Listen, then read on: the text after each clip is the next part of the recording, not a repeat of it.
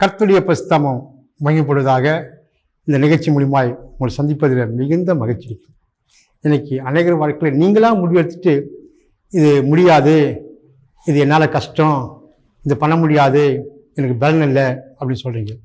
அதே போல் தான் ஆபிரகாம் வாழ்க்கையிலையும் தன் மகனை பலி கொடுக்கறதுக்காக போகும்போது ஆண்டவர் அற்புதம் பண்ணார். ஒரு ஆட்டை அனுப்பினார், அவன் பையனை காப்பாற்றிட்டார். அவங்க பலிபலி கட்டுறான். அதுக்கு யெகோவா ஈரேனா எல்லாம் பார்த்து கொள்வார். இன்னைக்கு ஆதியாகமத்தில் 22ஆம் அதிகாரத்தில் 14ஆம் வசனம் சொல்லுது, யெகோவா ஈரே அவர் எல்லாம் பார்த்துக்கொள்வார். உன் வாழ்க்கையில், உன் பிரச்சனைகளை, உன் பிள்ளைகள் வாழ்க்கையில், திருமண காரியங்கள், குடும்ப காரியங்கள், பிள்ளைகள் படிப்பு காரியங்கள், எந்த காரியமாக இருந்தாலும் ஜெபம் பண்ணுங்க, அவர் பார்த்துப்பார். அவர் வாக்கு தத்துவம் யெகோவா ஈரே அவர் எல்லாம் பார்த்துக்கொள்வார். இந்த நிகழ்ச்சியை பார்த்து கொண்டு உங்கள் வாழ்க்கையில் எவ்வளோ பெரிய பிரச்சனை இருந்தாலும் கவலைப்படாதீங்க, அவர் பார்த்துப்பார். யெகோவா ஈரே அவர் எல்லாம் பார்த்து கொள்வார். இந்த வார்த்தையை விசுவாசிங்க.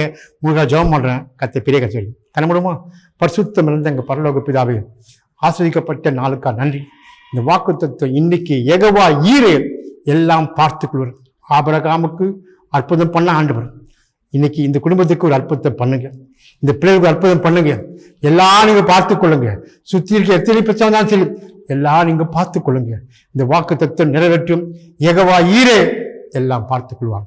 இயேசு நாம் ஜெபிக்கும் ஜீவனுள்ள நலப்பிதாவே, ஆமென் ஆமென். Thank you sir brother. ஆண்டவர் எல்லாம் பார்த்துக் கொள்வார். அவர் யெகோவா ஈரே உங்களை இருப்பார். God bless you. God bless you.